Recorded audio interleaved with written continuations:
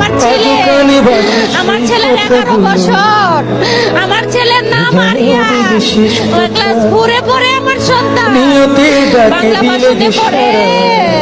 আমার ছেলে সারা শরীর পুড়ে গেছে, আমার ছেলে সারা শরীর পুড়ে গেছে, চুলটিও পুড়ে গেছে। আপনারা কখন জানতে পেরেছেন বা কিভাবে জানলেন? আমরা শুনছি যে স্কুলে আগুন ধরতে পারে, আমার জালের ছেলে ও যাইয়া হসপিটালে নিয়েছে, সাথে লুকা ছিল, ওরা সবাই নিয়েছে। আমিও হসপিটালে যাইয়া দেখছি ওরে যে পানি ডালতেছে, খালি পুরা শরীর পুড়ে গেছে, প্যান্ট সহকারে পুড়ে শরীরের সাথে লাগে গেছে।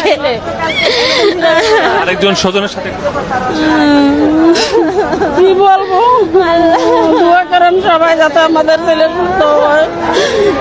বলার মতো ভাষা নেই আমাদের।